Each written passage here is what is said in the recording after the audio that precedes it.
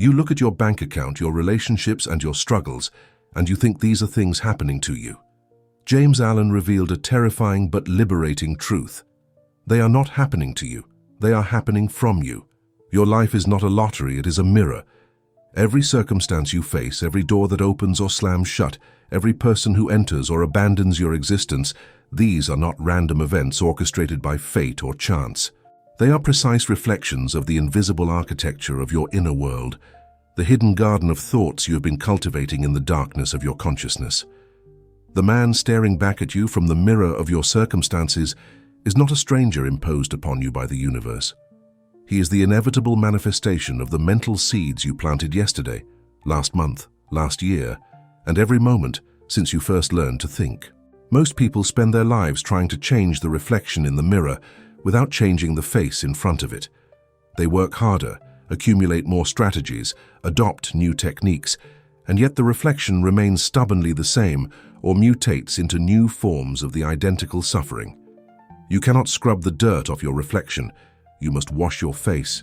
This is why 99% of people stay poor while working hard, why they remain lonely while seeking love, why they feel powerless while pursuing power. They are attacking the effect while nurturing the cause, fighting the shadow while feeding the substance that casts it. They are, in essence, trying to change the image in the mirror by wiping the glass, never realizing that the glass is merely revealing what stands before it. The tragedy deepens when you understand that this pattern of futility is not accidental but systematic. Society has trained you to be a perpetual mechanic of circumstances, forever tinkering with the external machinery of your life, while the engine of your thoughts runs wild and unexamined. You have been taught to manage symptoms, not cure diseases, to rearrange furniture in a burning house rather than extinguish the flames. And so you remain trapped in an exhausting cycle, working to change what cannot be changed through work alone, fighting battles that regenerate themselves the moment you turn away, spending your precious life force on the impossible task of forcing the reflection to contradict the reality that creates it. This is the victim trap, and it is invisible precisely because it feels like action. You feel productive, engaged, and righteous in your struggle against circumstances. But James Allen understood what you have not yet grasped, that every moment spent fighting the reflection is a moment spent strengthening the very thoughts that create the circumstances you hate. The resistance itself becomes a form of acceptance, a way of cementing the inner patterns that manifest as outer conditions. You cannot think poverty and fight your way to wealth. You cannot harbor resentment and manipulate your way to love. You cannot embody chaos and organize your way to peace. The mirror is not broken, your face is. Today we break the illusion of victimhood. You will learn why your current reality is a perfect, flawless revelation of your past thoughts, and how, by changing the internal man, the external world is forced to reshape itself. This is not metaphor or motivation. This is law.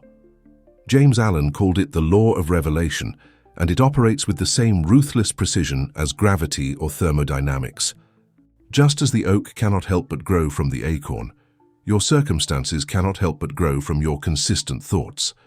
The promise before you is not comfort but dominion, not relief but responsibility, not escape but mastery. You are about to discover that you are not the victim of your circumstances, but their author, not the prisoner of your conditions, but their architect. The ancient masters understood what modern thinking has forgotten, that the invisible always precedes the visible, that the internal always determines the external, that the seed always dictates the harvest. You have been living as if the harvest determines the seed, as if by rearranging the crops you could change what was planted. But the universe does not work backwards. Effect does not create cause. Consciousness does not emerge from conditions. The man is not made by circumstances. Rather, circumstances are the perfect mirror showing the man what he has been making of himself in the private laboratory of his mind. This is the pact you must make to proceed. You must agree to look at the mirror not with anger at what it shows, but with courage to change what creates the showing. If you are ready to stop being a victim of your reflection and become the master of your face, if you are prepared to accept that your life has been a perfect photograph of your predominant thoughts, if you can bear the weight of total responsibility in exchange for the power of total control, then what follows will be the most important revelation you encounter. James Allen spent his brief life. He died at 47, distilling this single truth into its purest form. He wrote in solitude, lived in simplicity, and left behind a body of work so concentrated in wisdom that a single paragraph contains what most books fail to convey in 300 pages. The man who understands what you are about to learn does not need to hope for better circumstances. He creates them by becoming a better man. The transformation begins not out there in the world of effects, but in here, in the hidden world of causes, in the secret garden where thoughts become things and consciousness becomes circumstance.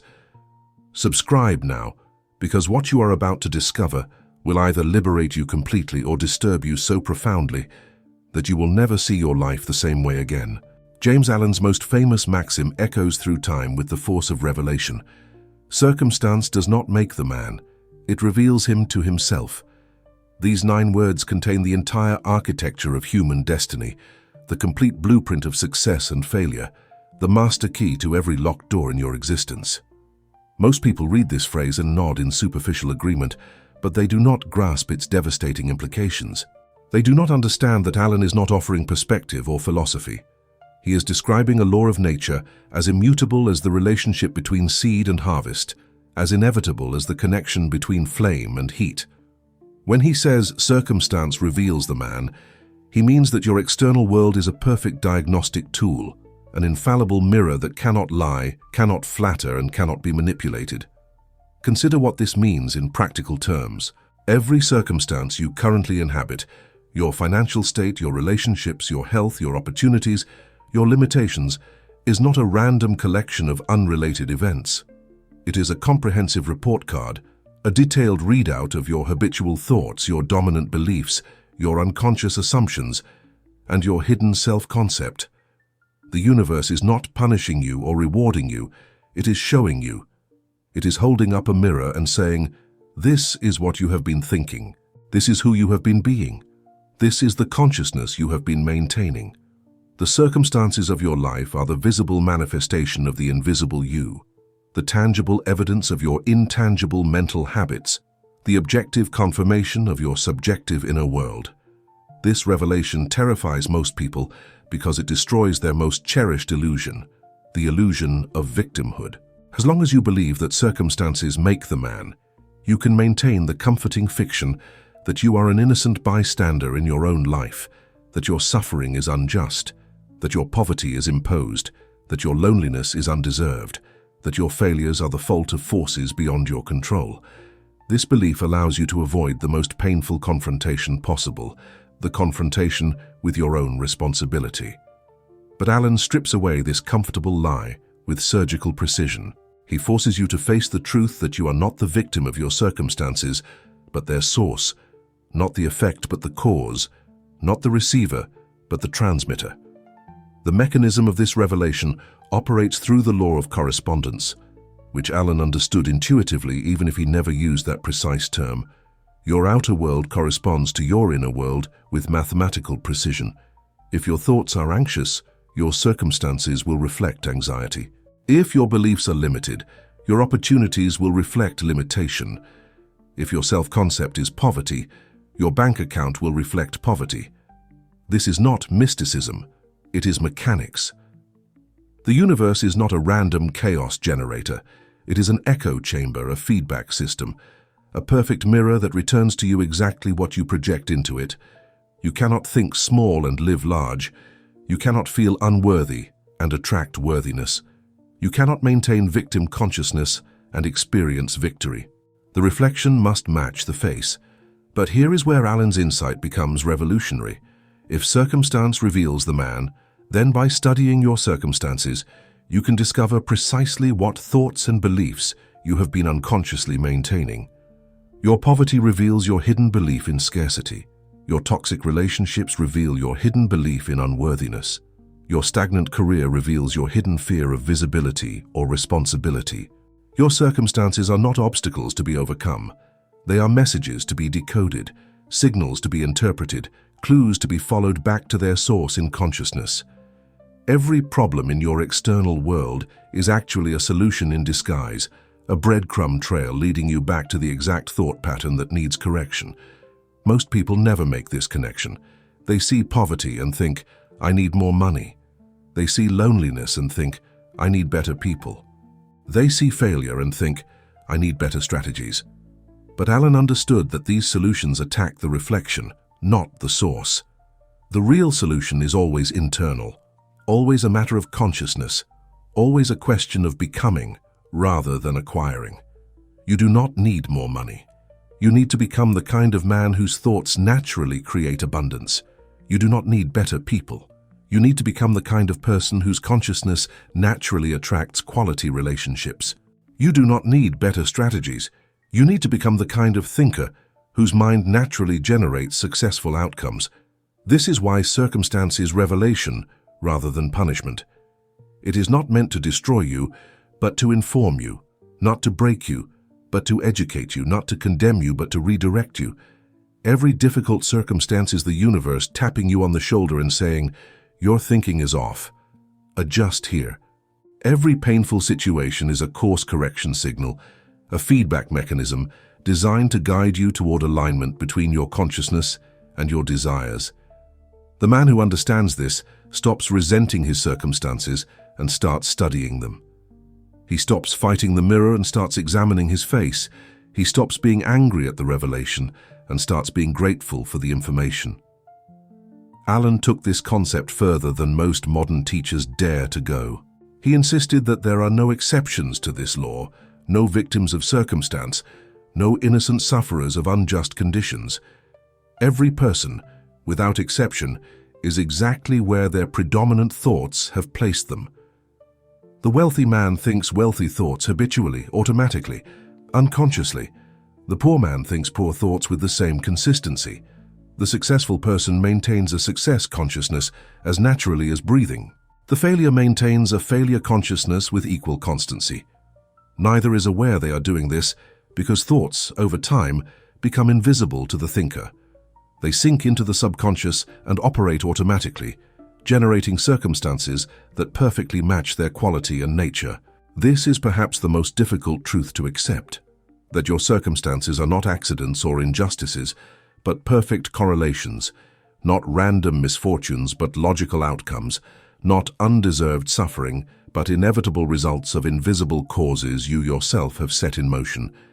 But within this difficult truth lies your liberation, because if your thoughts created these circumstances, different thoughts will create different circumstances. If your consciousness manifested this reality, a transformed consciousness will manifest a transformed reality.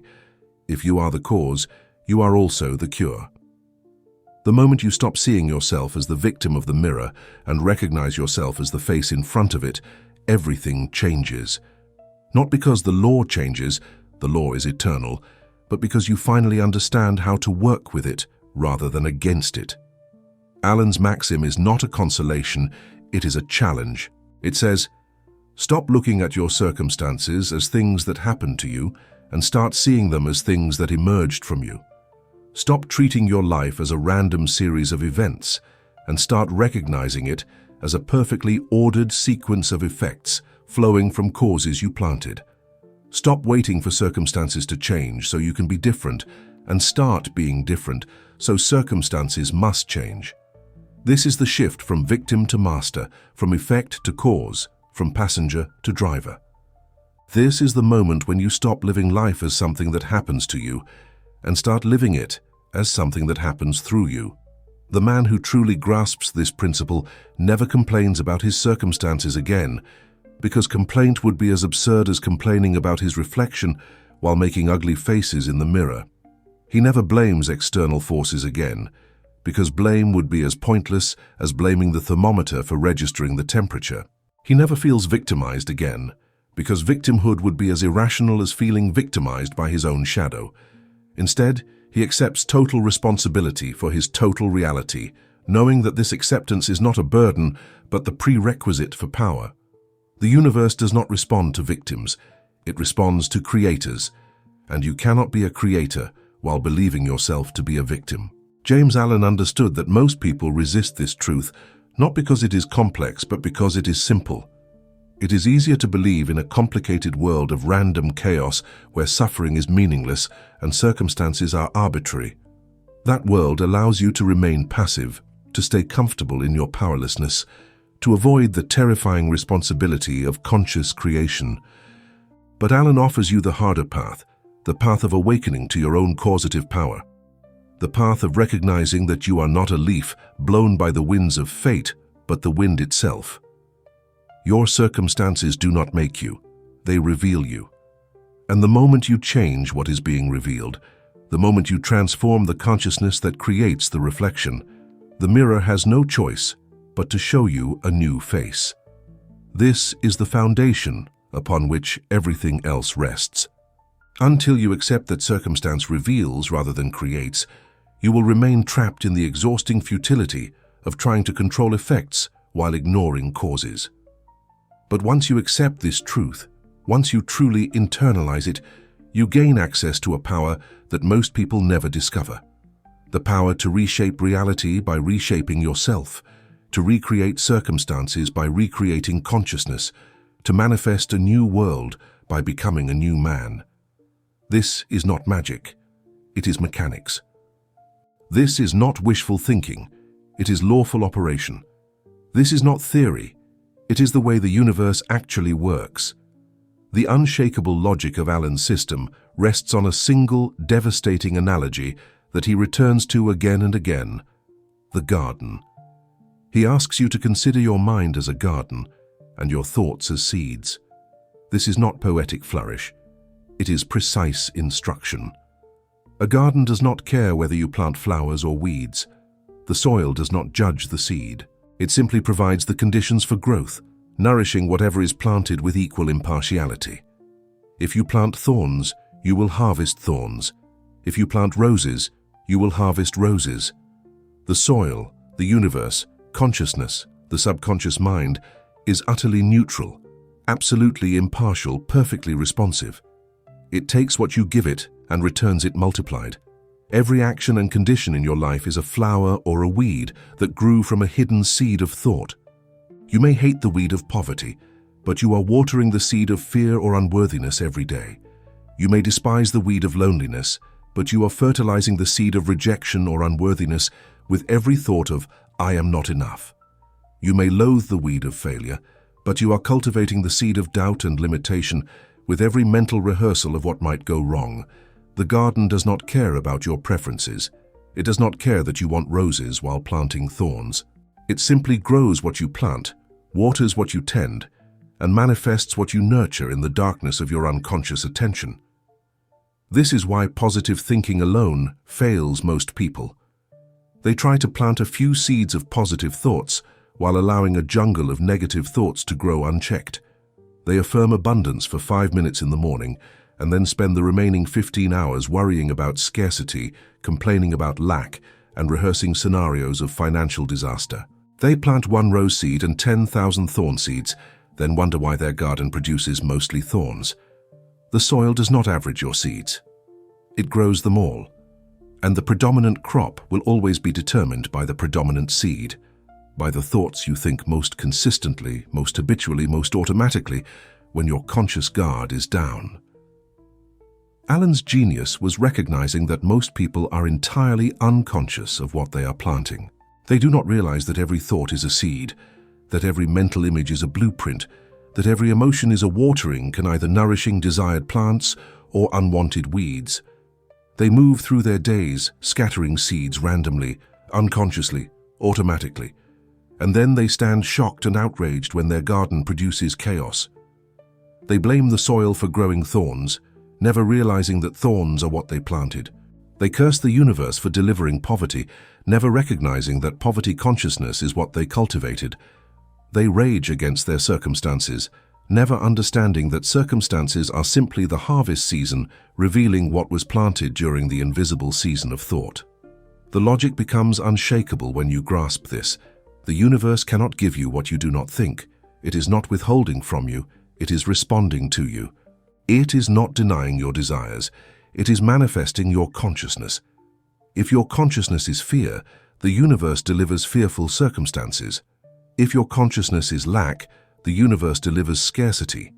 If your consciousness is unworthiness, the universe delivers rejection. Not because the universe is cruel, but because the universe is law. It does not care about your surface desires. It cares only about your deep consciousness, your habitual thought patterns, your dominant mental frequency.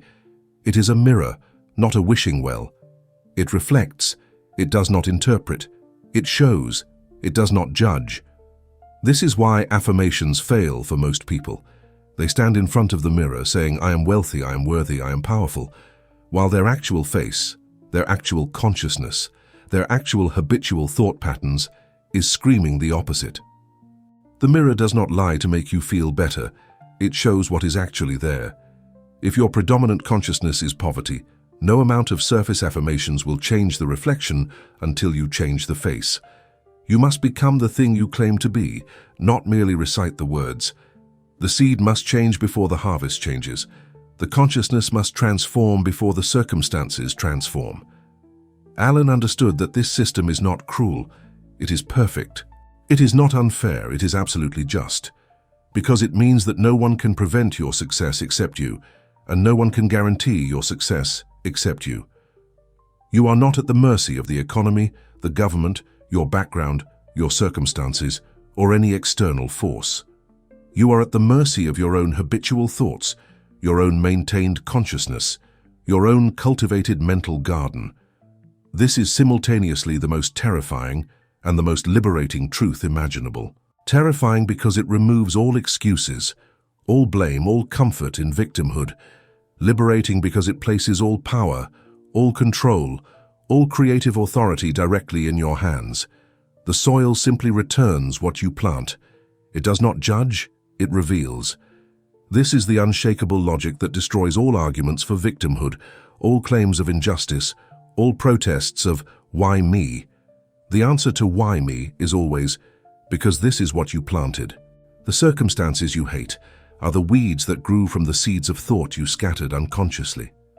The circumstances you desire are the flowers that will grow from the seeds of thought you plant consciously.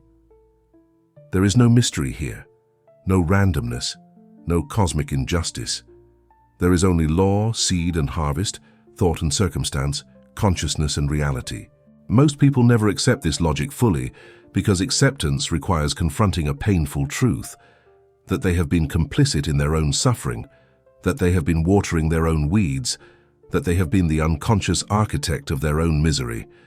This confrontation is so uncomfortable that most people prefer to remain victims, to keep blaming external forces, to continue fighting the reflection while maintaining the thoughts that create it. But the few who can bear this truth, who can face this mirror without flinching, who can accept total responsibility for their mental garden, these are the ones who discover total power. Alan's garden analogy reveals the mechanics of manifestation with perfect clarity. You cannot manifest what you do not mentally maintain. You cannot create circumstances that contradict your consciousness. You cannot harvest what you do not plant. The external must match the internal. The visible must correspond to the invisible. The circumstance must reveal the thought. This is not philosophy to ponder, it is mechanics to operate. If you want different results, plant different seeds. If you want a different harvest, maintain different thoughts. If you want different circumstances, cultivate different consciousness. The soil does not care about your history, your excuses, your reasons, or your complaints.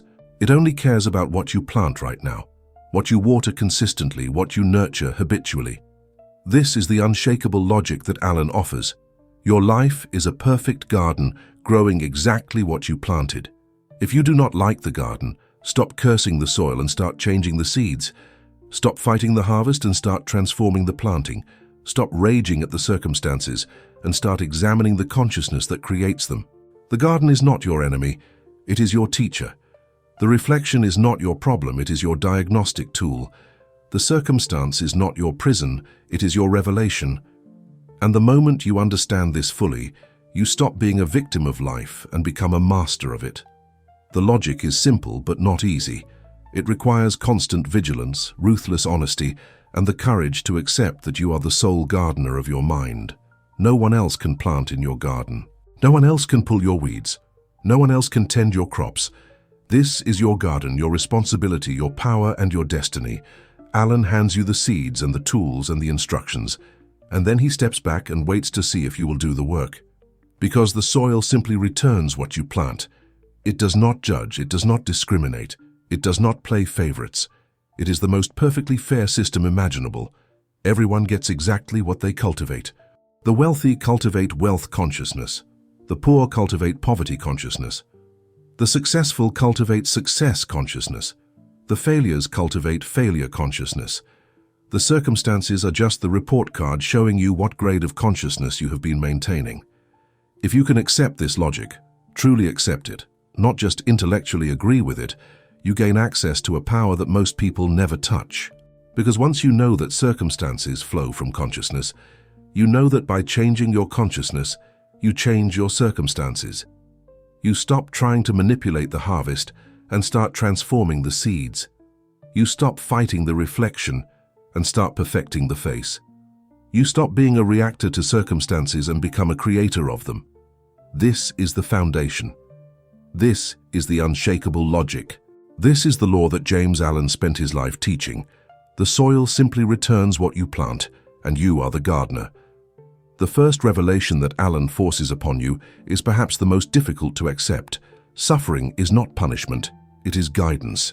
This turns the entire framework of victimhood on its head. Most people experience suffering and immediately create a narrative of injustice, a story of being wronged by fate or God or the universe or other people. They see pain as evidence that something external has attacked them, that some force beyond their control has inflicted cruelty upon their innocent existence. But Allen reveals that suffering operates exactly like physical pain. It is a notification system, a feedback mechanism designed not to harm you but to redirect you, not to punish you but to inform you. Consider how physical pain actually works. When you place your hand on a hot stove, the pain that shoots through your nervous system is not the universe punishing you for touching the stove. It is your body's brilliant warning system communicating urgent information. Remove your hand immediately or suffer greater damage. The pain is not the problem. The pain is the solution. It is your body's way of saying, your current action is harmful. Change your behavior now. Without this pain response, you would leave your hand on the stove until it burned through flesh and bone, causing catastrophic damage. The pain is not your enemy. It is your guardian, your protector, your guidance system keeping you safe through uncomfortable sensation. Allen understood that mental and circumstantial suffering operates on precisely the same principle. When you experience poverty, that poverty is not the universe randomly inflicting hardship on you.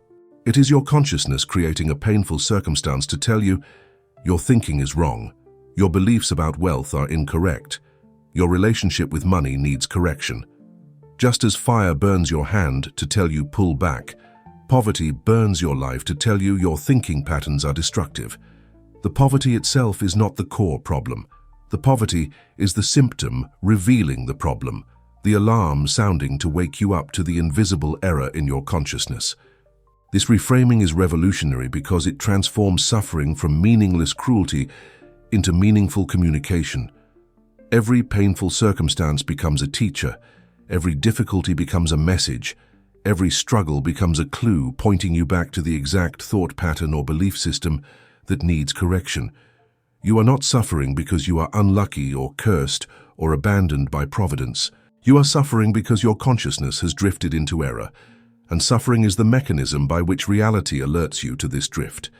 It is course correction delivered as discomfort, an invitation to awaken delivered as pain, a call to transformation delivered as crisis. But here is the crucial insight that Allen emphasizes. Suffering ceases the moment the lesson is learned. Not a moment sooner, not a moment later, but exactly when you correct the error in consciousness that created the suffering. This is why some people suffer the same pattern repeatedly for decades, poverty cycling endlessly, toxic relationships repeating on loop, failures manifesting in slight variations of the same theme. They are receiving the same message repeatedly because they have not yet decoded it, have not yet made the internal correction that the suffering is demanding. They keep trying to change the circumstance without changing the consciousness. which is like trying to silence a fire alarm without putting out the fire. The fire alarm continues blaring until you address the fire.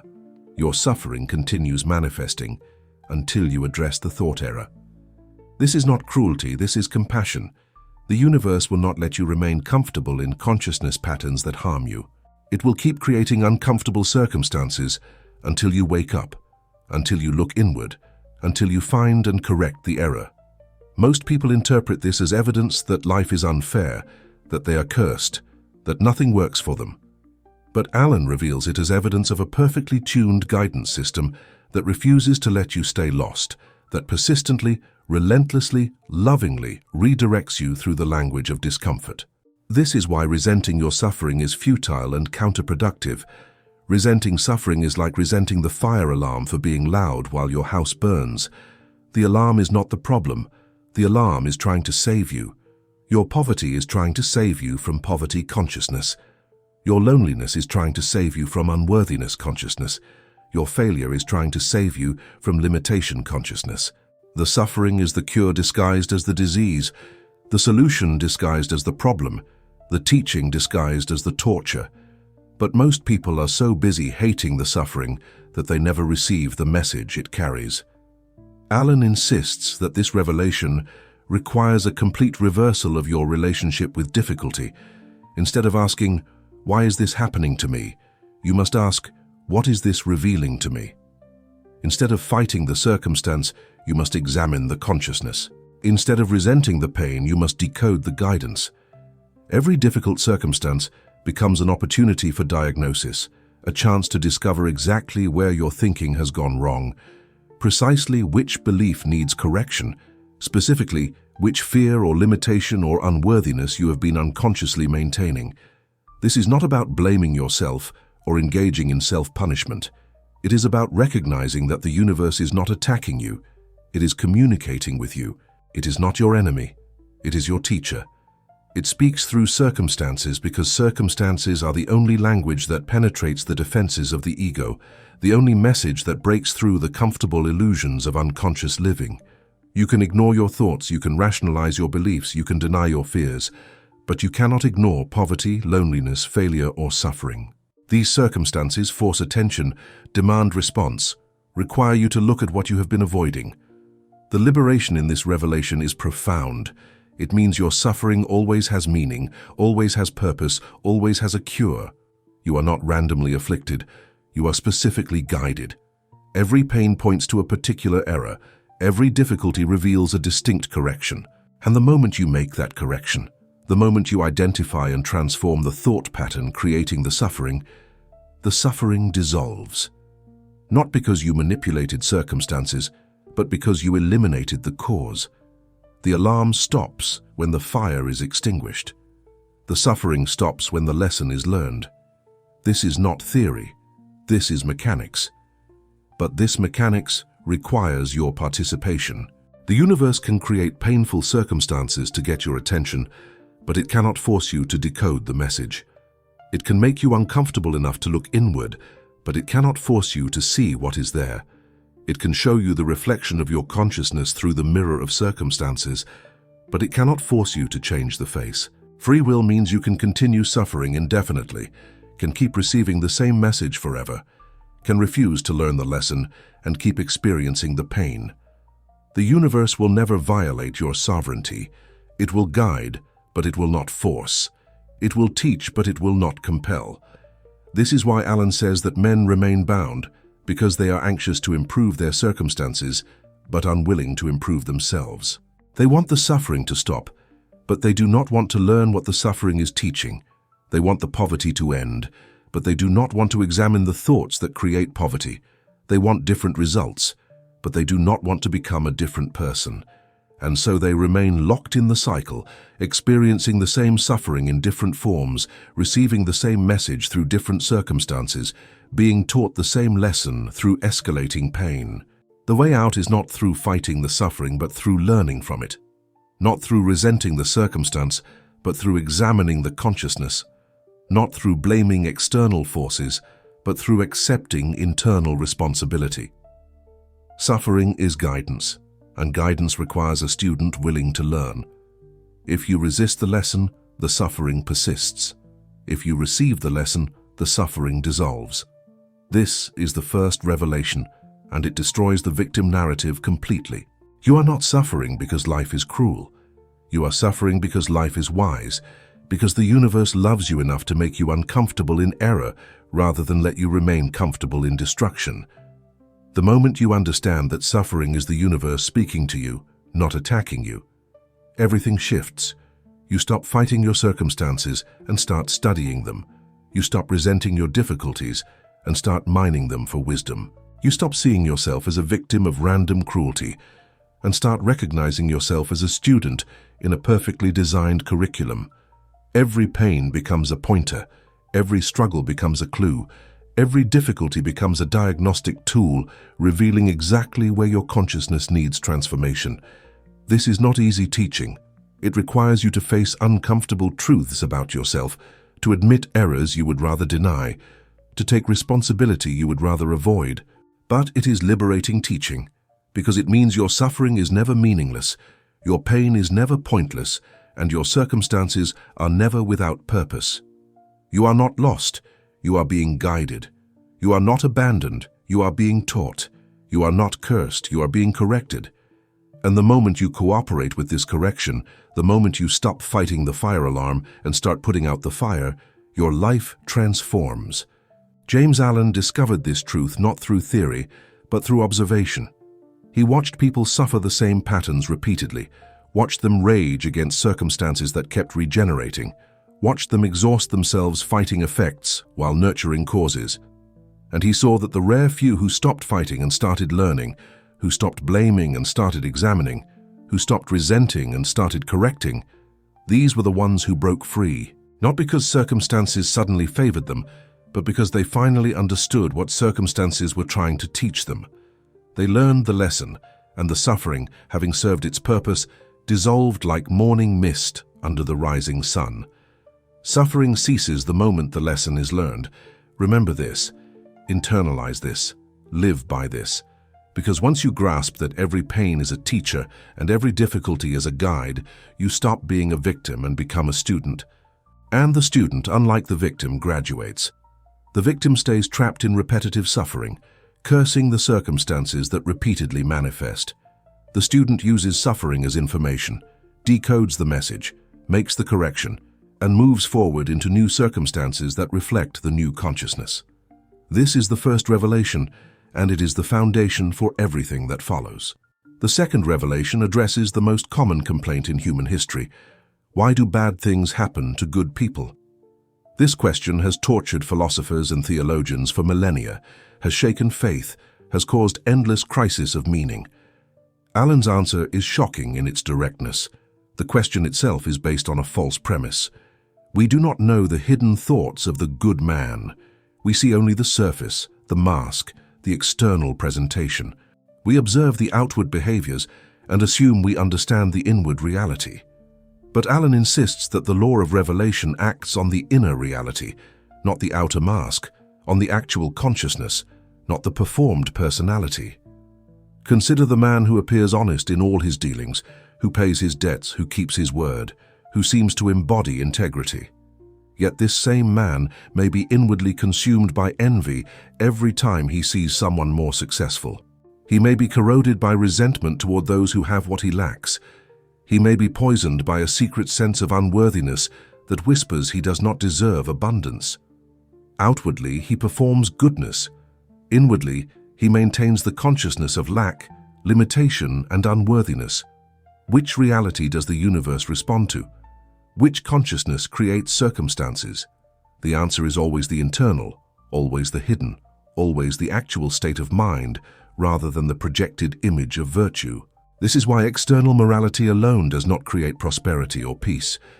You can be scrupulously honest in your dealings while harboring thoughts of scarcity. You can be kind to everyone you meet while secretly believing you are unworthy of love. You can work harder than anyone around you while unconsciously expecting failure. The universe does not reward surface behaviors. It reflects deep consciousness. It does not care about the mask you show the world. It responds to the face you cannot see, the one you wear in the privacy of your own mind. the one revealed only in the quality of your habitual thoughts. Alan understood that most people live in profound self-deception about their actual inner state. They convince themselves they desire wealth while simultaneously maintaining deep beliefs about the corruption of money. They claim they want success while harboring unconscious fears of visibility, responsibility, or judgment.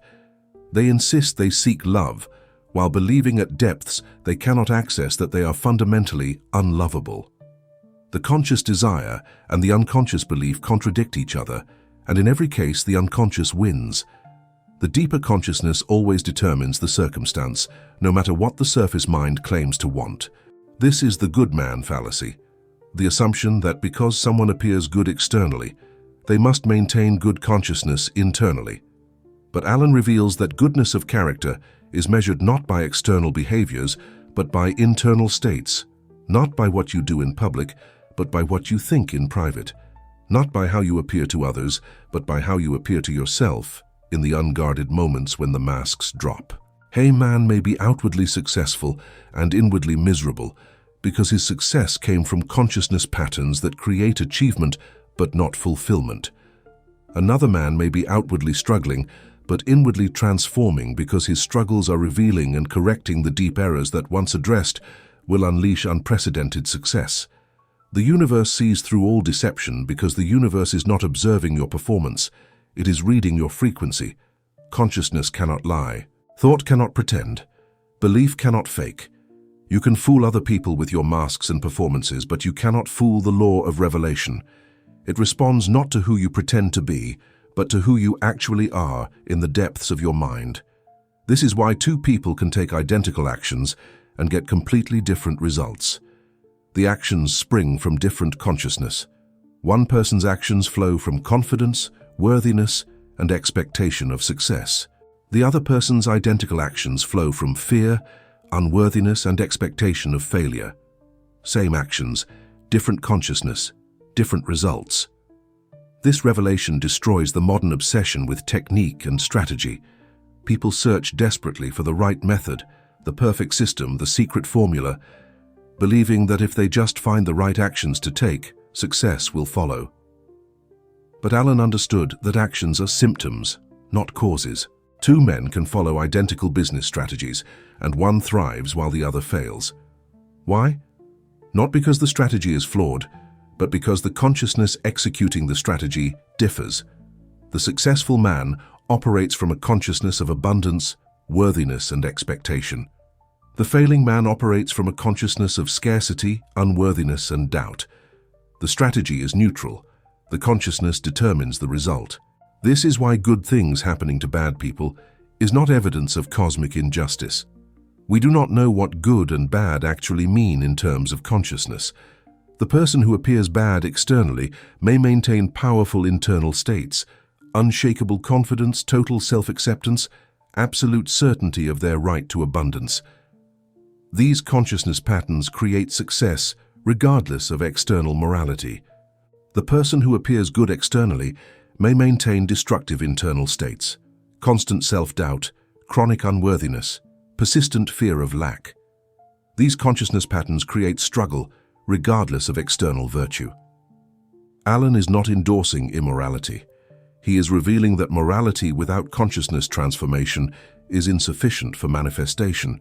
You must be internally aligned, not merely externally compliant. You must cultivate the consciousness that creates the life you desire, not just perform the behaviors that seem virtuous. Because the universe does not grade you on your performance for others.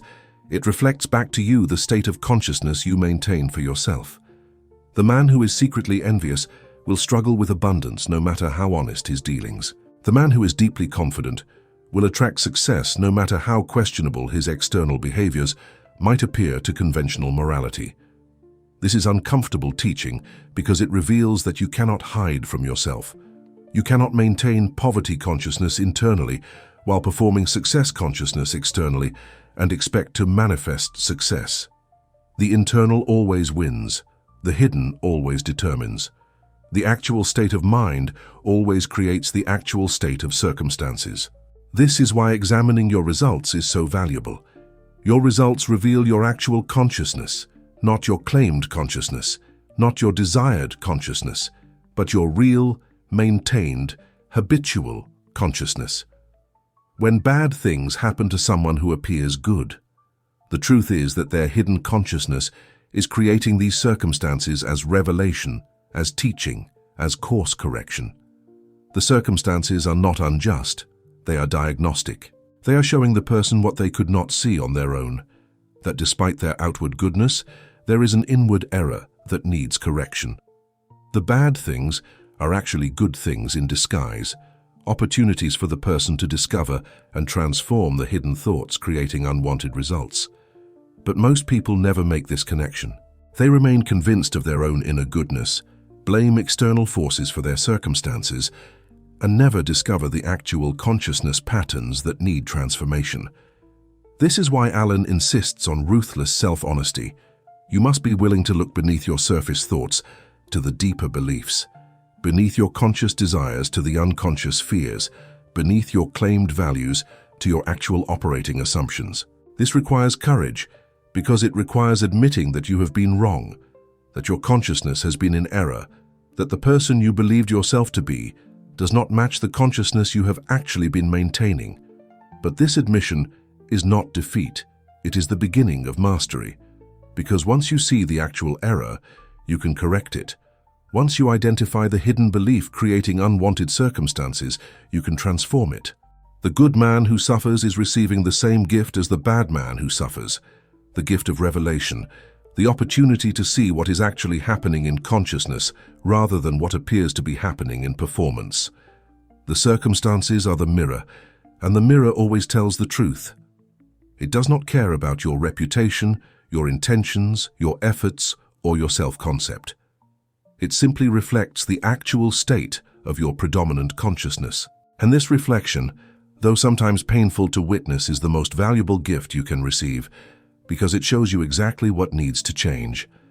James Allen understood that this teaching would be resisted, that people would rather believe in cosmic injustice than accept their own responsibility for their hidden consciousness. But he taught it anyway, knowing that the few who could bear this truth would gain access to transformation that the many would never touch. Because once you stop dividing people into good and bad and start examining consciousness itself, once you stop judging by external appearances and start reading internal states, once you accept that the law acts on what you actually think rather than what you pretend to think, you become unstoppable. You gain the power to transform your circumstances by transforming your consciousness, regardless of your past, your history, your background, or any external factor. The mirror reflects the face, always and only the face. And when you perfect the face, the reflection has no choice but to be perfect as well. Stop fighting the mirror. This is the most important instruction you will receive, and it is the instruction most people violate every single day. They wake up, look at their circumstances, and immediately begin fighting what they see. They argue with their bank account, resent their relationships, resist their job, struggle against their limitations. They spend their entire existence in combat with the reflection, exhausting themselves in a battle that cannot be won, because you cannot change a reflection by attacking the mirror. Yet this is precisely what 99% of humanity attempts every day. They try to force the reflection to contradict the reality that creates it. Consider the practical mechanics of this futility. A man wakes up to poverty, and his immediate response is to fight poverty. He argues with his boss for more money. He resents the economy for being unfair. He blames his background for limiting him. He complains about the system being rigged against people like him. Every one of these actions is fighting the reflection, attacking the mirror, trying to change what appears without changing what creates the appearance. And so he exhausts himself in this struggle, and at the end of the day, at the end of the month, at the end of the year, the poverty remains because he has never addressed the consciousness that creates it. This pattern extends to every area of life. The woman who feels unloved fights for love from others, tries to change their behavior, attempts to manipulate circumstances to force them to give her the validation she craves. But she never examines the deep belief in her own unworthiness that broadcasts a frequency of neediness and repels the very love she seeks. She is fighting the reflection, the absence of love in her relationships, without changing the face, the consciousness of unworthiness that creates that absence. And so despite her desperate efforts, despite all her fighting, the loneliness persists. Alan understood that this pattern of fighting the reflection is not merely ineffective, it is actively counterproductive. Every moment you spend fighting your boss is a moment you reinforce poverty consciousness.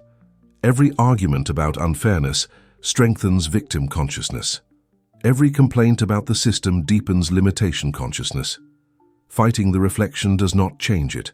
Fighting the reflection reinforces the consciousness that creates it. You are watering the weed while complaining about the weed, planting more seeds of the very thing you claim to hate. This is why most people remain trapped despite tremendous effort. They are working hard, but they are working on the wrong thing. They are applying enormous energy to changing effects while pouring equal or greater energy into maintaining the causes. They try to force their bank account to grow while maintaining thoughts of scarcity. They try to force relationships to improve while maintaining beliefs of unworthiness. They try to force success to manifest while maintaining consciousness of limitation. The effort is real, the exhaustion is genuine, but the approach is fundamentally backwards. The instruction to stop fighting the mirror is not an instruction to become passive or to accept defeat. It is an instruction to redirect your energy from the impossible task of controlling effects to the entirely possible task of transforming causes.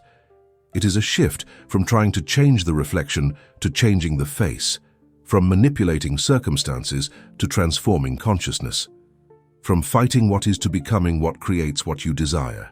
This shift requires understanding a crucial distinction. You cannot control circumstances directly, but you can control consciousness completely, and consciousness controls circumstances indirectly but inevitably. When you stop fighting your boss and start cultivating abundance consciousness, you do not need to fight your boss anymore. Either your boss responds to your new frequency by treating you differently, or you naturally attract a different boss, or you become your own boss. The circumstance shifts to match your consciousness without your direct manipulation. When you stop fighting for love from others and start cultivating self-love and worthiness consciousness, you do not need to fight for love anymore. Either the people around you respond to your new frequency by loving you differently, or you naturally attract people who match your new frequency, or you discover that you no longer need external validation because you have found internal completion. The circumstance shifts not because you forced it, but because you became someone to whom that circumstance naturally corresponds. This is the secret that masters understand and victims never learn. You do not change your life by fighting what you see. You change your life by becoming someone to whom different circumstances naturally correspond. The fight is not with the world. The fight is with your own unconscious patterns, your own hidden beliefs, your own habitual thoughts. This is the only fight worth having because it is the only fight you can win. You cannot defeat the economy, but you can transform your relationship with money. You cannot control other people, but you can transform your consciousness of worthiness. You cannot force circumstances to bend to your will, but you can become someone whose consciousness naturally creates desirable circumstances. Alan teaches that this shift from fighting the reflection to perfecting the face requires a difficult acceptance. You must stop seeing your circumstances as obstacles to overcome and start seeing them as reflections to study. Your poverty is not blocking your path, it is showing you your path. It is revealing exactly what consciousness patterns need transformation. Your loneliness is not preventing your happiness, it is diagnosing the belief in unworthiness that needs healing. Your failure is not proof of your inadequacy. It is feedback about thinking patterns that need correction. When you stop fighting these circumstances and start studying what they reveal about your consciousness, they become invaluable tools rather than terrible burdens. But most people cannot make this shift because it requires relinquishing the addictive comfort of blame.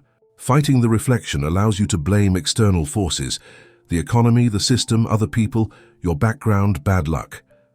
Perfecting the face requires accepting total responsibility, acknowledging that your consciousness created this reflection, and different consciousness will create a different reflection. Blame feels better in the moment because it protects your ego from confronting its own errors. But blame keeps you powerless, keeps you victim, keeps you trapped in the exhausting cycle of fighting reflections that regenerate faster than you can fight them. The liberation comes when you finally surrender the fight with circumstances and accept the work of consciousness transformation. This surrender is not defeat, it is the beginning of true power. Because once you stop wasting energy fighting what you cannot directly change and redirect that energy toward transforming what you can completely control, your own consciousness, you tap into a force that reshapes reality without force. You become like water that does not fight the obstacles in its path, but simply flows around them, naturally finding its level, effortlessly shaping the landscape through patient persistence rather than violent struggle. This is why Alan speaks of the poise of the master. The master is not fighting anything. He is not arguing with circumstances, resenting limitations, or struggling against obstacles. He has recognized that all external resistance is futile, that all fighting with reflections is madness, that all combat with circumstances is wasted energy. Instead, he pours all his energy into maintaining the consciousness that creates desirable circumstances.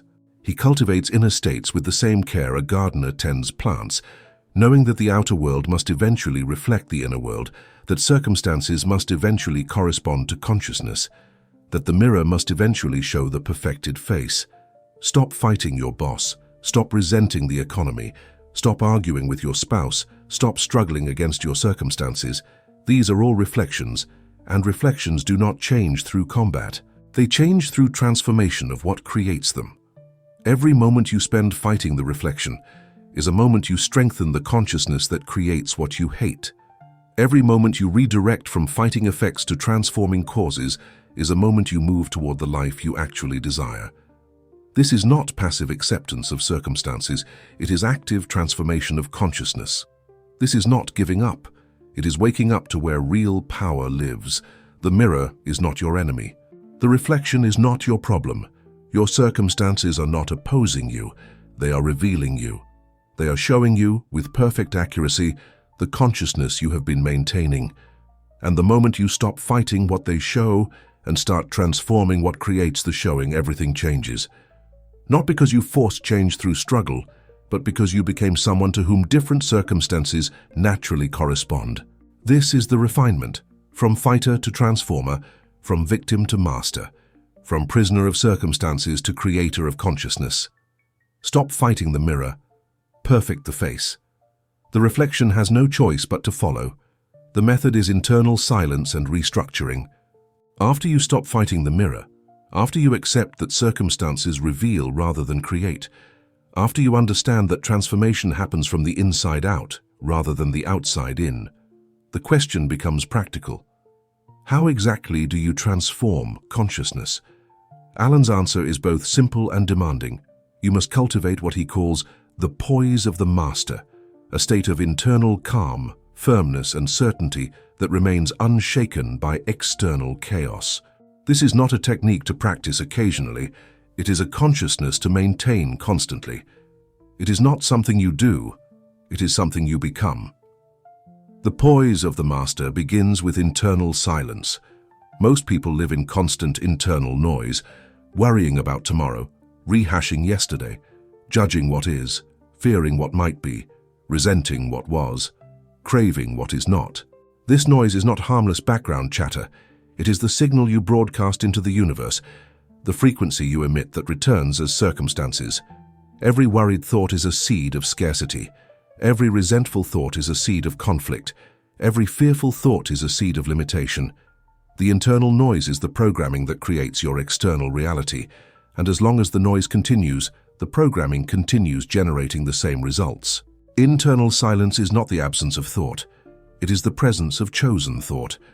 It is the discipline of catching automatic negative patterns before they take root, of interrupting habitual fear before it becomes habitual circumstance, of refusing to indulge in mental states that create unwanted results. This requires vigilance because unconscious thinking is like breathing. It happens automatically, constantly, invisibly. You do not notice the 1,000 small thoughts of limitation, doubt, unworthiness, and fear that pass through your mind each day. But the universe notices. The subconscious notices. The mirror notices. And these unnoticed thoughts accumulate into the consciousness that creates your circumstances. The practice of internal silence is the practice of becoming aware of your thoughts, of watching your mind the way you would watch a child, of catching errors before they plant seeds, of interrupting patterns before they create circumstances. When you notice yourself thinking, "I cannot afford this," you stop. You recognize that this is a seed of poverty. You do not judge yourself for having the thought. You simply refuse to water it with attention and emotion. You redirect to a thought that plants the seed you actually want. I am cultivating consciousness that creates abundance. This is not positive thinking. This is conscious gardening. You are tending your mental garden with the same care a farmer tends his crops. Internal restructuring goes deeper than interrupting negative thoughts. It requires rebuilding the foundational beliefs that generate your automatic thoughts. Most people's automatic thoughts reflect beliefs they did not consciously choose. Money is hard to get. I am not worthy of love. Success requires suffering. Rich people are greedy. I always fail. These beliefs operate invisibly, generating thousands of thoughts per day that plant thousands of seeds that grow into the circumstances you experience. Restructuring means identifying these hidden beliefs, examining them honestly, and deliberately replacing them with beliefs that create the results you desire. This restructuring is not accomplished through affirmations alone. Affirmations fail when they contradict deep beliefs, because the deep beliefs always win. If you affirm, "I am wealthy," while deeply believing money corrupts, the deep belief will sabotage every attempt at wealth. The restructuring must happen at the level of belief itself, which requires not just repeating new thoughts, but actually seeing the old beliefs clearly, understanding why they are false, and building genuine conviction in new beliefs through evidence, logic, and experience. You must convince yourself at depths beyond surface thought that the new belief is true. Alan understood that this internal work is invisible, private, and often uncomfortable. You are essentially reprogramming yourself, rebuilding your mental architecture, transforming the consciousness that has been generating your results. This requires time, patience, and persistence. The old patterns do not surrender easily. They have momentum, history, and comfort on their side. They feel true because you have believed them for so long. But feeling true is not the same as being true. Your feelings follow your beliefs, and your beliefs can change when you examine them honestly and replace them deliberately. The poise of the master emerges from this internal work. When you are calm, firm, and certain internally, when you have cultivated inner silence and completed inner restructuring, when you maintain consciousness that creates desirable results regardless of current circumstances, you embody a frequency that the external world must match. This is not mysticism, it is mechanics. Consciousness is cause, circumstances are effect. When the cause changes, the effect must change.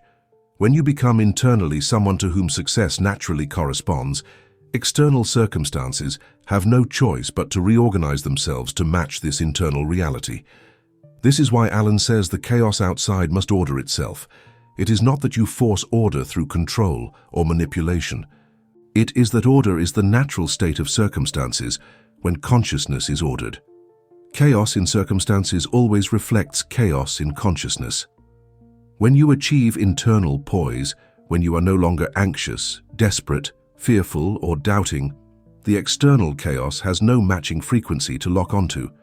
It cannot maintain itself in the presence of your calm certainty. It must dissolve and reorganize to match your internal state. Consider this as law, not hope. When you are calm, firm, and certain internally, you broadcast a frequency. The universe receives this frequency and returns matching circumstances. If your internal state is powerful, the external circumstances must reflect power. If your internal state is peaceful, the external circumstances must reflect peace. If your internal state is abundant, the external circumstances must reflect abundance. This is as hard as gravity, as inevitable as sunrise. The chaos outside must order itself when the consciousness inside is ordered. This is not negotiable. This is how the system works.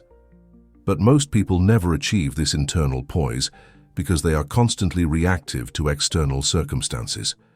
They let the chaos outside determine their internal state, and then they wonder why the chaos never ends. They are creating a feedback loop. External chaos creates internal chaos, which creates more external chaos, which creates more internal chaos.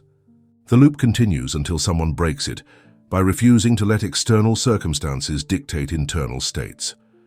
The master breaks the loop by maintaining internal poise, regardless of external chaos, and in doing so, he forces the external chaos to dissolve.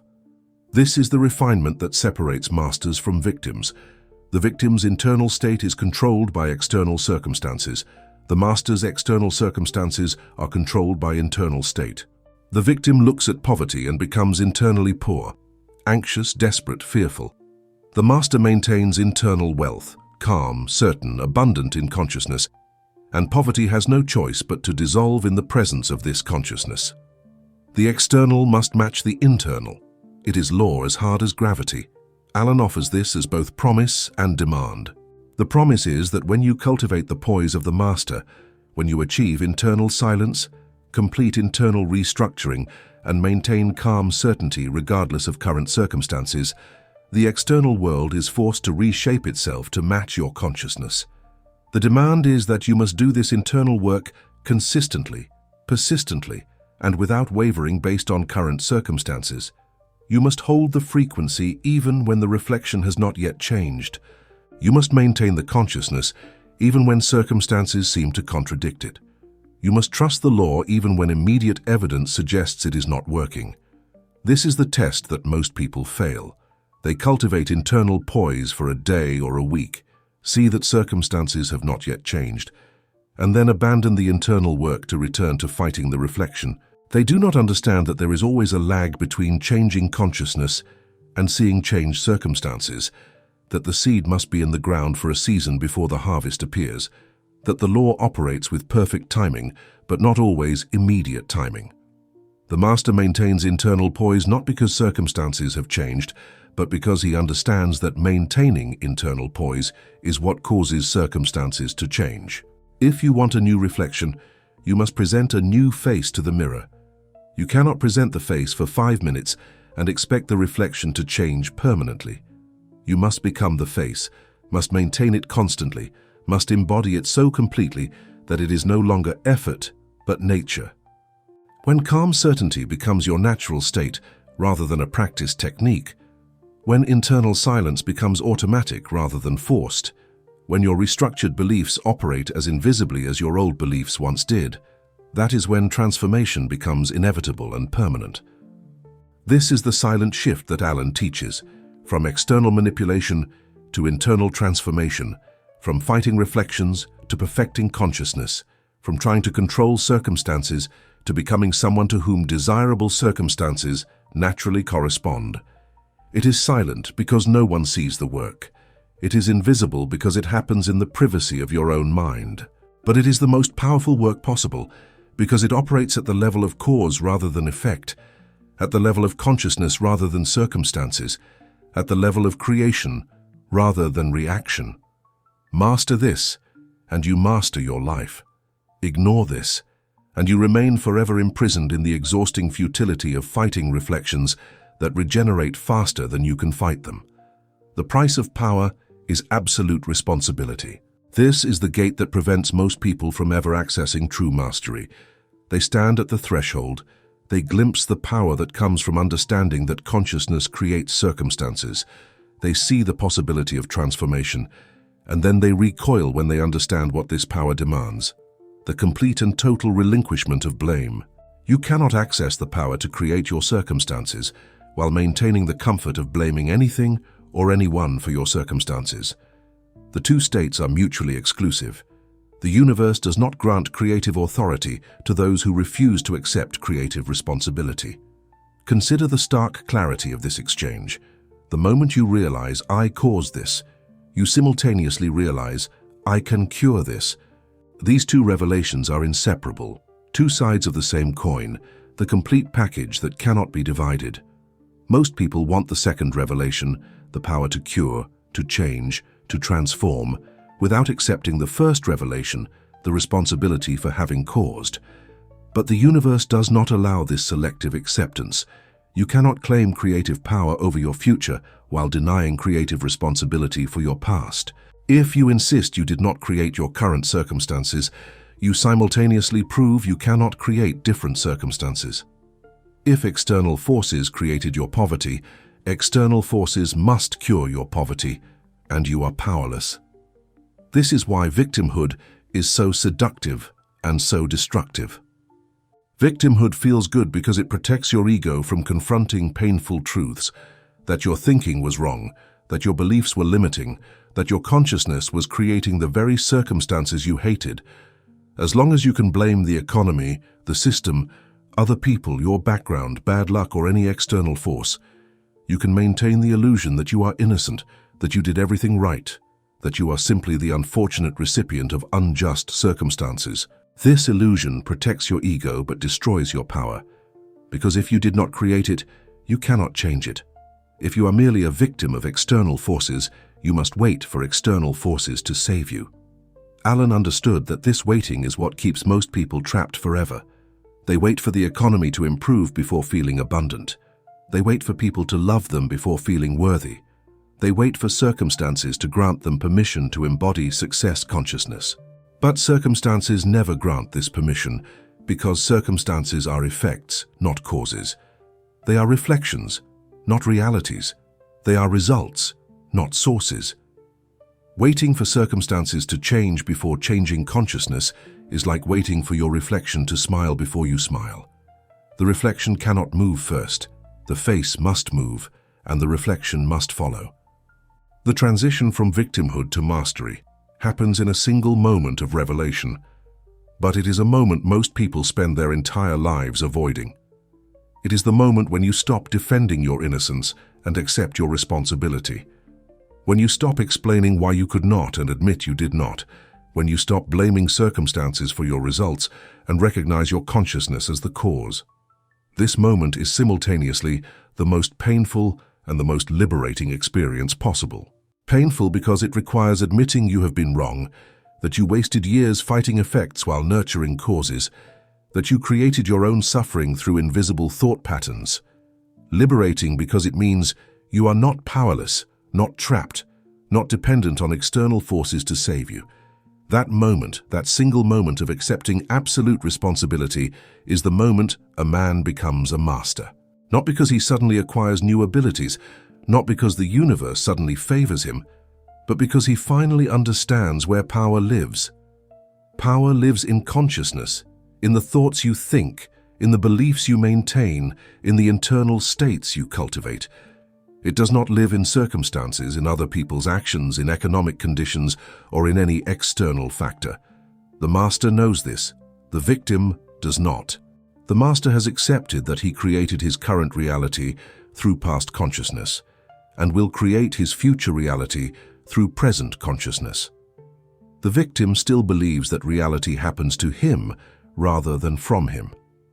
This acceptance of absolute responsibility transforms everything. When you know you caused your poverty, you are no longer angry at the economy. You are examining your thoughts about money.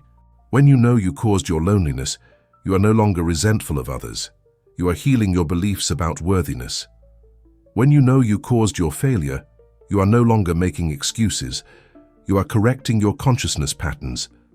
The entire orientation shifts from external to internal, from reaction to creation, from victim to master. And in this shift, power emerges. Not power over circumstances, but power over consciousness, which is the only power that ultimately matters because consciousness creates circumstances.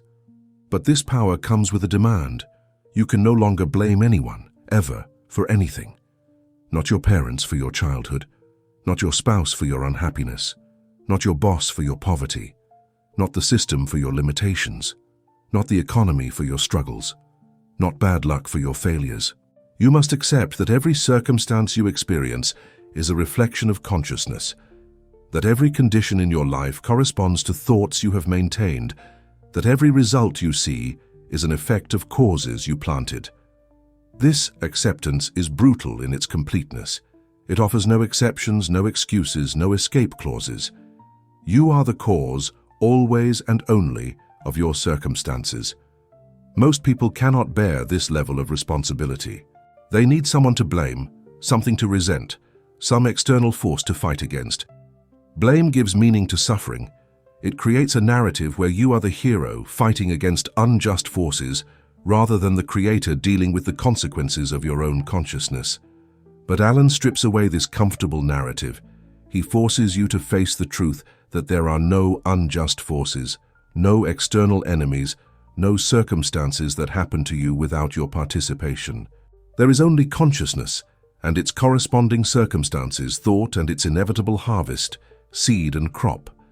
This is the one condition that unlocks all power, except absolute responsibility. Not partial responsibility for the things you are proud of while blaming externals for the things you are not. Not responsibility for your successes while making excuses for your failures. Absolute means total, complete, without exception or qualification. Every circumstance, without exception, is your creation. Every condition, without exception, reflects your consciousness. Every result, without exception, corresponds to thoughts you planted. Once you accept this fully, not intellectually but viscerally, not as theory but as lived reality, you gain access to power that victims never touch. Because the moment you know you caused everything, you know you can change everything. If your poverty came from your thoughts, different thoughts will create different results. If your loneliness came from your beliefs, different beliefs will create different relationships. If your failure came from your consciousness, different consciousness will create different outcomes. The power to cure emerges directly from accepting that you caused.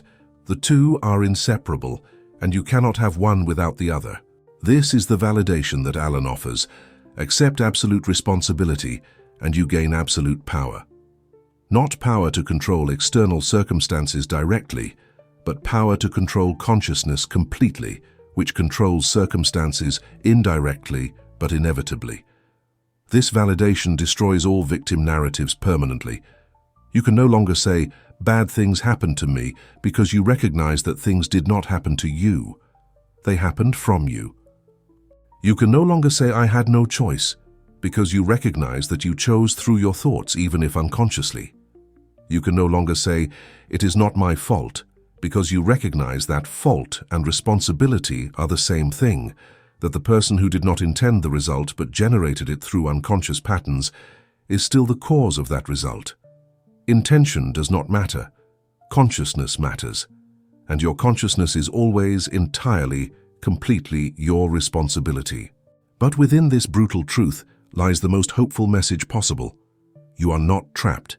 Your circumstances are not permanent fixtures imposed by fate or external forces. They are temporary reflections of consciousness patterns that you can change. The poverty you experience today reflects the consciousness you maintained yesterday. Different consciousness today will create different circumstances tomorrow. The law is absolute, the mechanism is precise, and the power is entirely in your hands. Not in anyone else's hands, not in external circumstances, not in luck or fate or divine judgment. In your hands, in your consciousness, in your habitual thoughts. This is what Alan means when he says, "This is the moment a man becomes a master." The victim believes power exists outside himself and therefore remains forever weak, forever waiting, forever dependent on external forces to grant him what he desires. The master knows power exists within himself and therefore becomes immediately capable, immediately active, immediately in control of his destiny through conscious control of his consciousness. The shift is not gradual, it is instantaneous. It happens in the single moment when you stop blaming and start creating, when you stop explaining and start transforming, when you stop seeing yourself as effect and recognize yourself as cause. Alan offers you this validation, this confirmation, this guarantee. Accept absolute responsibility and you gain absolute power. Not power to manipulate circumstances through force or strategy, but power to create circumstances through consciousness. Not power to control what happens to you, but power to control what happens from you. Not power over external conditions, but power over internal states that determine external conditions. This is the only real power, the only power that lasts, the only power that transforms rather than merely rearranges. and it is available to you the moment you are willing to pay its price, the complete and permanent relinquishment of all blame. The question is not whether this is true, the question is whether you are willing to accept it. Because acceptance changes everything. It ends victimhood forever and begins mastery immediately.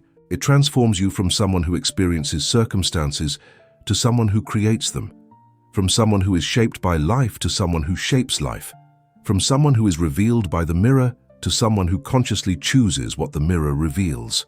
This is the validation, the confirmation, the absolute guarantee. You caused this and therefore you can cure this. Accept the first, gain the second. Deny the first, lose the second. The choice, as always, is yours. And that choice, ultimately, is what makes you either a master or a victim. The world is inherently neutral. It is plastic to your thought. This is perhaps the most important validation Alan offers, and it is the validation most people struggle to accept because it contradicts everything their experience seems to tell them. When you look at the world, it appears anything but neutral. It appears to have preferences, to favor some and oppose others, to be inherently difficult or inherently hostile or inherently unfair. Some people seem blessed while others seem cursed. Some circumstances seem to flow while others seem to resist. The world appears to have its own will, its own biases, its own arbitrary rules that determine who succeeds and who fails. But Alan reveals that this appearance is illusion, that the world has no will of its own, that it is perfectly neutral and responds with mathematical precision to the consciousness you bring to it. The world is like water. It takes the shape of whatever container it is poured into. Pour your consciousness into the container of scarcity, and the world becomes scarce. Pour your consciousness into the container of abundance, and the world becomes abundant. The world itself does not change. Water does not have preferences about containers, but your experience of the world changes completely based on the consciousness you maintain. Two people can inhabit the same world, walk the same streets, encounter the same circumstances, and have radically different experiences, not because the world treats them differently, but because they treat the world differently through the consciousness they project onto it. This neutrality of the world is simultaneously terrifying and liberating. Terrifying because it means the world will not save you, will not grant you special favor, will not override your consciousness patterns to give you what you want despite what you think. The world simply reflects. It does not judge whether your thoughts are good or bad, whether your beliefs are helpful or harmful, whether your consciousness is creating results you desire or results you despise. It simply returns what you give it, multiplied. If you give it fear, it returns fearful circumstances. If you give it confidence, it returns confident circumstances. The world is utterly impartial, completely objective, perfectly neutral. It is the ultimate mirror. But this same neutrality is also liberating because it means the world is not against you. It is not conspiring to keep you poor, lonely, or unsuccessful. It is not biased toward others and against you. It is not inherently difficult or hostile or unfair. It is simply plastic, moldable, responsive to consciousness. If your experience of the world is difficult, it is because your consciousness makes it difficult. If your experience of the world is flowing, it is because your consciousness makes it flowing. The world itself is neutral. Your consciousness provides the interpretation, the experience, the results. This plasticity of the world to thought is not metaphor, it is mechanics. Thought is creative force. Consciousness is the mold into which reality pours itself. Belief is the blueprint that circumstances follow. The world has no choice but to conform to your dominant consciousness patterns, because the world is effect and consciousness is cause. This does not mean you can think yourself into flying or violate physical laws. It means that within the realm of human experience, wealth and poverty, success and failure, connection and loneliness, health and disease, opportunity and limitation, the world arranges itself to match your consciousness with precision that would seem impossible if you did not observe it operating in your own life. Alan understood that this validation would be tested by circumstances. When poverty persists despite desire for wealth, when loneliness continues despite longing for connection, when failure repeats despite effort toward success, people conclude that the world is not neutral, that it does not respond to thought, that consciousness does not create circumstances. But Allen would point out that these people are measuring the wrong thing. They are measuring their conscious desires against their circumstances and finding mismatch. But the world does not respond to conscious desires. It responds to dominant consciousness. If your conscious desire is wealth, but your dominant consciousness is poverty, if you think about scarcity more than abundance, fear lack more than expect plenty, believe money is hard to get more than believe it flows easily, the world will reflect the dominant consciousness, not the surface desire. This is why most people's experience seems to confirm that the world is not plastic to thought. They are not aware of their actual dominant thoughts. They notice the occasional positive thought or desire and expect results to match. But they do not notice the thousands of negative thoughts, limiting beliefs, and fearful assumptions that dominate their unconscious mental activity. They think, I want to be rich for 5 minutes, and I cannot afford this for 5 hours, then wonder why the world does not respond to their desire for wealth. But the world is not responding to desire. It is responding to consciousness, to dominant thought patterns, to the mental state you maintain most consistently. This validation requires you to become aware of your actual consciousness rather than your claimed consciousness. Most people, if asked, would say they believe they deserve success, love, and abundance. But if you examined their actual thoughts throughout a day, the automatic assumptions, the casual complaints, the habitual worries, the unconscious beliefs, you would find a consciousness patterns that perfectly predict their current circumstances. The world is not failing to respond to their consciousness, it is responding with perfect accuracy. They simply are not aware of the consciousness they are actually maintaining versus the consciousness they think they are maintaining. The plasticity of the world to thought means that transformation is always possible, but it also means that transformation requires actual change in consciousness, not merely surface desires or occasional positive thoughts. You must transform the dominant patterns, the habitual thoughts, the unconscious beliefs that operate 24 hours a day, generating the circumstances you experience. This is work, real work, invisible work that no one sees and no one applauds. But it is the only work that changes results because it is the only work that changes the consciousness that creates results. Allen offers this validation not to make transformation sound easy, but to confirm that transformation is possible. The world is not fixed, it is fluid. Circumstances are not permanent, they are temporary reflections. Your life is not determined by past conditions, it is determined by present consciousness. This means that no matter how long you have experienced poverty, no matter how many years you have endured loneliness, no matter how many times you have failed, the world remains neutral and plastic to new consciousness. The moment your consciousness truly changes, the world must change to match it. Not because the world has decided to favor you, but because the world simply reflects consciousness, without judgment or delay beyond the natural lag between planting and harvest. This is the guarantee that makes transformation worthwhile despite its difficulty. You are not fighting against a hostile world. You are not struggling against cosmic injustice. You are not hoping for luck or favor or divine intervention.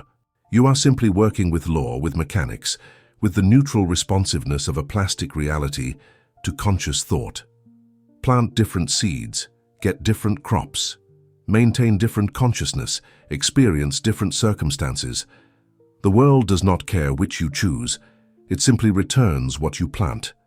This neutrality is your opportunity, your opening, your guarantee that mastery is available to anyone willing to do the internal work that creates external results. Your life is a mirror of your mind. Every circumstance you see reflects consciousness you maintained. Every condition you experience corresponds to thoughts you planted. Every result you harvest grew from seeds you scattered. This is synthesis, the bringing together of all principles into a single unshakable truth. The world is inherently neutral, circumstances reveal rather than create, suffering is guidance, not punishment, and absolute responsibility grants absolute power. The entire teaching of James Allen condenses into this singular principle.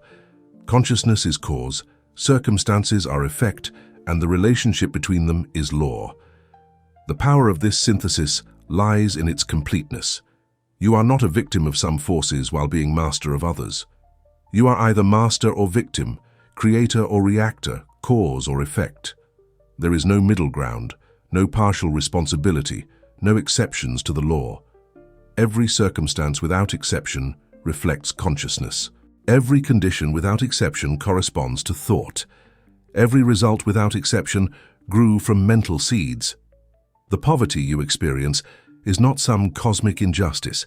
It is the perfect reflection of poverty consciousness maintained long enough to manifest. The loneliness you endure is not random misfortune. It is the precise correspondence to unworthiness consciousness believed long enough to materialize. This synthesis destroys all excuses, all blame, all victim narratives permanently. But in destroying these comfortable illusions, it reveals uncomfortable power. The power to transform any circumstance by transforming the consciousness that creates it. You cannot change circumstances directly, but you can change consciousness completely, and changed consciousness must produce changed circumstances. This is not hope, this is mechanics, not possibility, this is law, not theory, this is the way reality operates. Master this, and you master your life. Ignore this, and you remain forever trapped in the exhausting cycle of fighting effects while nurturing causes. Alan hands you this synthesis not as philosophy to admire, but as power to operate. The world is plastic to your thought. Circumstances reveal your consciousness. Your external reality is a perfect diagnostic, showing you what thoughts you have maintained. If you dislike what you see, change what creates the seeing. If you hate your circumstances, transform your consciousness. If you want different results, become a different thinker. This is the synthesis, the complete teaching, the master key that unlocks all doors.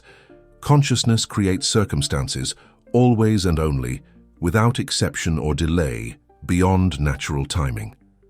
The synthesis of power is recognizing that you already possess everything required for transformation. You do not need permission from circumstances. You do not need resources you lack. You do not need opportunities that have not appeared. You need only to cultivate consciousness that creates these things, and consciousness cultivation is always available regardless of current circumstances. The poor man can cultivate abundance consciousness without $1 in his pocket. The lonely person can cultivate worthiness consciousness without anyone by their side. The failure can cultivate success consciousness despite a history of defeats.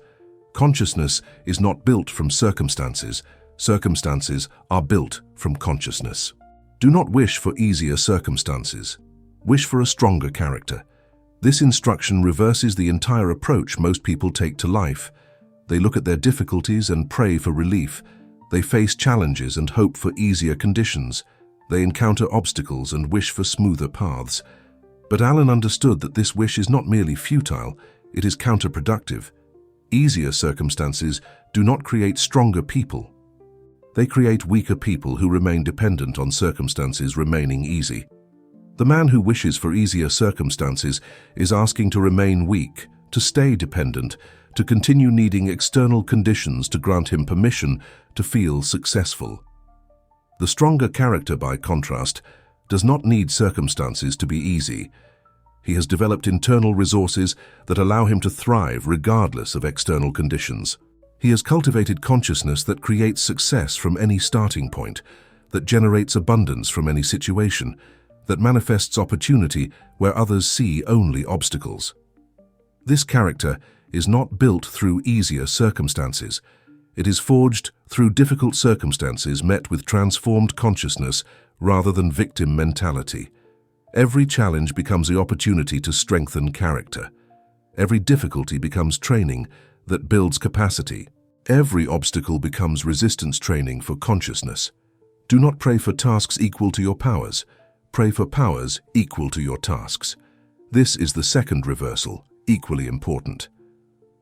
Most people look at the challenges before them and wish those challenges were smaller, more manageable, more suited to their current abilities. But Alan asks, what if the challenge is precisely sized to call forth abilities you did not know you possessed, to force development of capacities that would remain dormant if circumstances were easier? The task that seems too large is not evidence of cosmic injustice. It is an invitation to expand, to grow, to become someone capable of meeting challenges that would have overwhelmed your previous self. When you pray for powers equal to your tasks rather than tasks equal to your powers, you are praying for transformation rather than comfort, for growth rather than ease, for expansion rather than protection. You are asking to become someone larger rather than for your world to become smaller. This prayer aligns with how the universe actually operates. It responds to consciousness, not circumstances. It grants power to those who seek it, not easier conditions to those who avoid challenge. The universe will never shrink your tasks to match your current powers, but it will absolutely expand your powers to match your tasks if you approach those tasks with the consciousness of a master rather than a victim. This message is empowering precisely because it is demanding. It does not promise that transformation will be easy or that mastery will be comfortable. It promises that transformation is possible and mastery is available, but only to those willing to forge character through challenge rather than seek comfort through avoidance. The person who wishes for easier circumstances will never develop the strength required for mastery.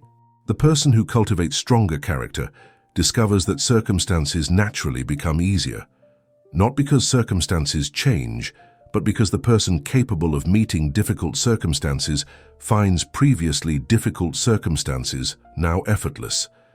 Alan understood that most people resist this message because they are addicted to comfort, to ease, to the fantasy of success without struggle. They want the harvest without planting, the strength without training, the mastery without development. But the universe does not grant this wish because granting it would be cruelty, would trap people in weakness forever, would prevent them from discovering the power that emerges only through challenge met with transformed consciousness. The difficult circumstance is not your enemy. It is your trainer, your teacher, your invitation to become someone capable of mastery. This is empowerment without false comfort. Alan does not promise that understanding consciousness creates circumstances will make your life easier in the sense of less challenging. He promises it will make your life easier in the sense of more powerful, more capable, more masterful. You will not avoid challenges, you will outgrow them. You will not eliminate difficulties, you will transcend them. You will not make circumstances stop testing you. You will become someone whom circumstances cannot defeat. This is true empowerment, not protection from challenge, but power to meet any challenge with consciousness that transforms obstacles into opportunities. The message of empowerment is ultimately this: you are not broken and do not need fixing. You are powerful and need only recognizing. You are capable and need only believing. You are creative and need only operating. The power to create your circumstances is not something you must acquire from outside yourself. It is something you must recognize within yourself. It is not a gift granted by external forces. It is a capacity inherent in consciousness itself. Every human possesses this power because every human possesses consciousness, and consciousness is causative. The only question is whether you will operate this power consciously or let it operate unconsciously, whether you will direct it deliberately or let it run automatically on old programming. This recognition that you already possess the power, that you need only to claim it and operate it, is the final empowerment. You are not waiting for circumstances to grant you permission to be powerful. You are not hoping for resources to enable your success. You are not dependent on external forces to create your reality. You are the force, you are the creator, you are the power. And the moment you recognize this fully, accept it completely, and begin operating from it consistently, your entire life transforms. Not because the universe suddenly favors you, but because you finally understand and operate the mechanics of manifestation that were always available. If you are ready to stop looking at the mirror and start changing the man, if you are prepared to accept absolute responsibility in exchange for absolute power, if you can bear the weight of knowing that every circumstance you experience reflects consciousness you maintained, then the revelation begins now. Not tomorrow when circumstances improve, not next week when you feel more ready, not someday when conditions are favorable. Now in this moment, with your current circumstances serving as the perfect diagnostic, showing you exactly what consciousness patterns need transformation. The revelation is not information you receive, It is recognition you experience. It is seeing what has always been true but was invisible until this moment, that you are not the victim of your circumstances, but their author, not the prisoner of conditions, but their architect, not the effect of external forces, but the cause of your entire reality. This revelation demands action, not contemplation. Understanding consciousness creates circumstances means nothing if you continue maintaining the consciousness that creates circumstances you hate. Knowledge without application is entertainment, not transformation. Alan did not write to entertain you, he wrote to liberate you. But liberation requires your participation. It requires examining your actual thoughts, identifying your hidden beliefs, catching your automatic patterns, interrupting your habitual consciousness, and deliberately cultivating new patterns that create new results. This work is not dramatic or visible. No one will applaud your internal victory over a limiting belief. No one will celebrate when you catch and correct an automatic thought of unworthiness. But these invisible victories are the only victories that matter, because they are the only victories that change circumstances. The challenge is this: can you maintain transformed consciousness even when circumstances have not yet changed? Can you embody abundance consciousness while your bank account remains empty? Can you maintain worthiness consciousness while relationships remain absent?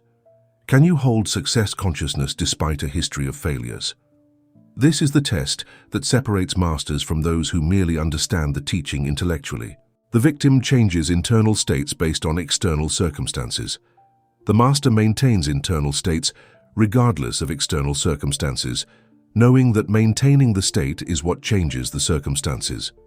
Most people fail this test because they cannot believe in what they do not yet see. But believing in what you do not yet see is precisely what creates it. The final call to action is not to consume more information, but to apply what you now know. Subscribe to the Master's legacy, not to collect teachings but to implement them, not to admire wisdom but to embody it, not to understand principles but to operate them. The revelation begins now means examine your thoughts right now, in this moment, as you read these words. What are you thinking about your circumstances? Are you maintaining consciousness that creates what you desire, or consciousness that reinforces what you hate? This examination, right now, in this present moment, is more valuable than reading 10,000 more teachings, because this examination is the beginning of transformation, while reading without application is the continuation of entertainment.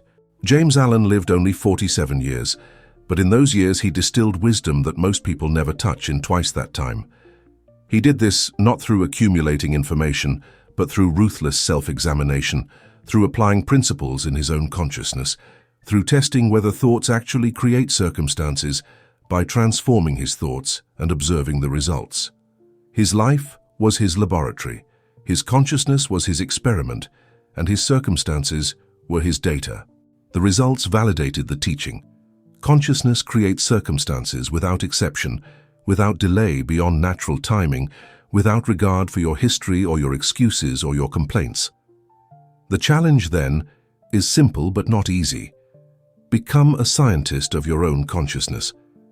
Examine what you actually think, not what you wish you thought or what you claim to think. Identify the beliefs you actually hold, not the beliefs you admire or the beliefs you think you should hold. Observe the consciousness you actually maintain throughout each day, not just the consciousness you maintain for 5 minutes during affirmations. This honest examination will reveal why your circumstances are exactly as they are. Your circumstances are not lying to you, they are revealing you. The poverty reveals poverty consciousness. The loneliness reveals unworthiness consciousness. The failure reveals limitation consciousness. These revelations are not condemnations. They are opportunities. They show you exactly what needs transformation. The revelation begins now, not when you finish reading, not when you feel inspired, not when circumstances improve enough to make transformation comfortable. Now, with circumstances as they are, serving as the perfect mirror showing you the consciousness that needs transformation. Look at your life honestly. Every circumstance is a message. Every condition is a clue. Every result is data showing you what consciousness patterns you have been maintaining. This data is not random. It is diagnostic. It is not punishment. It is information. It is not proof of your inadequacy. It is revelation of your power, showing you that if consciousness created these circumstances, different consciousness will create different circumstances. Subscribe to the Master's legacy to continue this journey, but know that subscription without application is useless. The teaching is valuable only when operated, only when tested in the laboratory of your own consciousness, only when applied to transform the actual thoughts you actually think about the actual circumstances you actually experience. This is not philosophy to admire, it is mechanics to operate, not theory to ponder, it is law to work with, not information to collect, it is power to activate. The revelation begins now means stop reading and start examining, stop consuming and start applying, stop learning and start transforming. James Allen hands you the complete teaching. Consciousness creates circumstances. Suffering is guidance. Circumstance reveals rather than creates. Absolute responsibility grants absolute power. The world is neutral and plastic to thought. Transformation requires internal work, not external manipulation. This teaching is complete. Nothing is missing. Everything you need to transform your life is contained in this synthesis. The question is not whether the teaching is true or whether it works. The question is whether you will test it, whether you will apply it, whether you will become a scientist of your own consciousness and observe whether transformed thoughts actually create transformed circumstances. The answer to that question determines whether this teaching liberates you or merely entertains you, whether this revelation transforms you or merely informs you, whether you become a master or remain a victim. The choice is yours, as it always has been. The power is yours, as it always has been. The responsibility is yours, as it always has been. And the results will be yours, reflecting with perfect accuracy the consciousness you choose to maintain. The revelation begins now. The mirror is showing you your face. The question is, are you finally ready to change it?